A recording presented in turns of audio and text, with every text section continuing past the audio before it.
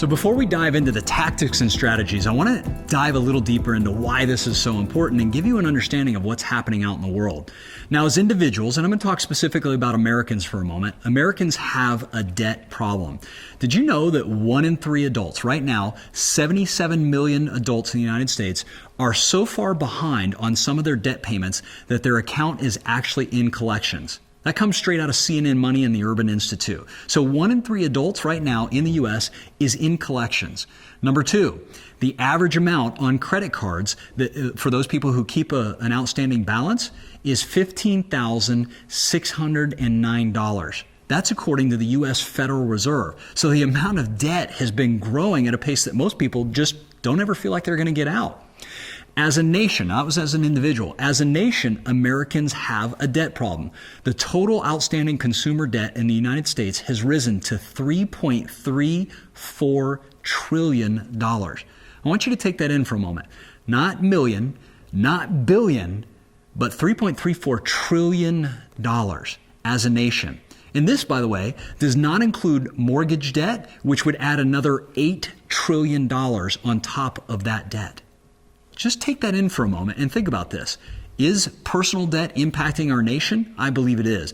But you know what's even scarier? As a global society, we are headed in the wrong direction. You see, U.S. consumers alone ended 2014 with $5.71 billion net gain in credit card debt. That means that we added another $5.7 billion in credit card debt alone, which means now we've seen 6 consecutive quarters of increasing credit card balances as a nation.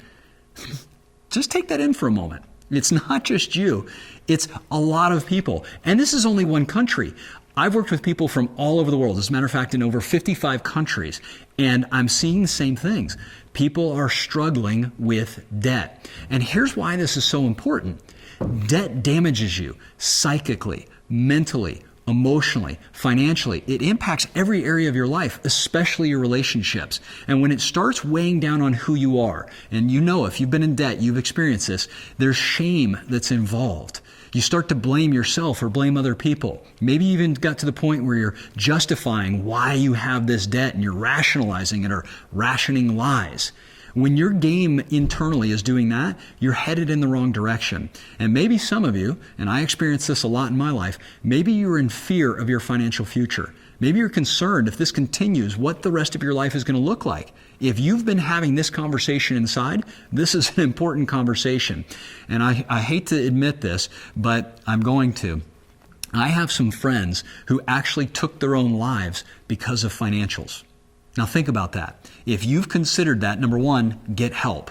But if you know that this path could continue to that kind of a conversation, you've got to make this decision to stop now. I know good people who have taken their lives because they didn't see a way out, and there is. And that is another reason that I recorded this, because it's not okay for people to be struggling and be in financial debt. It's our right to be free. You deserve to be free. And no man or woman should ever consider taking their lives because of something like finances. Now, here's the thing. It's not your fault. Well, at least it's not 100% your fault. You are responsible, right? You made decisions that got you here. I made the decisions that got me into debt. I also made the decisions that got me out of debt. So here's the thing. I want you to understand how you got here so that when we get you out, you can see how you've been set up for failure. Number 1, you've been misled in many ways. The American dream for many people has actually become a nightmare. And for most, you've been seduced into thinking that these things like, having this home or having a mortgage, having an auto loan, having a student loan, having a credit card, you've been seduced into thinking that that's a normal part of life. Think about it. How many of your friends go, oh yeah, I've got a mortgage, an auto loan, a student loan, and a credit card loan, right? You've been seduced into thinking that that's normal. It's absolutely not. You've also been seduced into thinking that you need these things in order to have a happy, successful life. You see, we understand marketing. We use marketing to help get you here, right? But we're trying to untether these lies that you've been told that have programmed you to be in a life that's just not sustainable, right? So don't buy into these things any longer. Start to question your assumptions, because the mind that got you here is not the mind that's going to get you out of here. Another way that you may have been misled is like millions of other people who've fallen into the trap of the monthly payment thinking. Now, what this means is that when somebody's in the monthly payment thinking trap, they're looking at how much they can afford monthly instead of how much this TV or car or house is truly going to cost them in the long run. By the way, if you're carrying credit card debt and you buy a TV that's, say, $500, over time, statistics show that TV will end up costing you $1,500 to $2,000 just because of the interest. And we're going to run some numbers later, so you're going to see that everything that you purchase before paying down your debt is costing you your future. It's a hard reality, but you might as well wake up to it now. Another way that a lot of people have been misled is thinking that credit is like oxygen, right? If I don't have it, I'm going to be dead.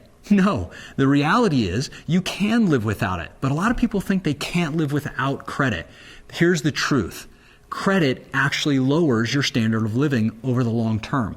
It actually gives you less of a life instead of a better life. So as I said before, the American dream is not only affecting Americans, it's affecting people all over the world. Another way that people have been misled is they've been taught to save money as you go along, right? How many of you have been told to put away 10% to build up this nest egg so you have a little security and then start paying down your debt? So I've got a challenge for you. I'd like to challenge you to commit to paying down all your debts first, then saving, and then investing. And how much faster you're going to create wealth, we're going to show you. Because the reality is, if you're trying to put money over on the side and you're not paying your debts down immediately, you could still be going in reverse. The reality is this, and these quotes kind of were part of my waking up, if you will. I remember the first time I read this quote by Ralph Waldo Emerson. It says, "A man in debt is so far a slave." Think about that. Have you ever felt like you were a slave? Have you ever felt like every day you got up, you went to work just to pay for the life that you were living 5, 6, 7 years ago? So, number 2, by George Washington in a letter to James Welch. It said, "To contract new debt is not the way to pay old ones." So how many times have you made more debts to try to take care of old debts? If that's your reality, we've got to change that. How about this? The borrower is a slave or servant to the lender. Proverbs chapter 22, verse 7. Again, talking about slavery and our debt.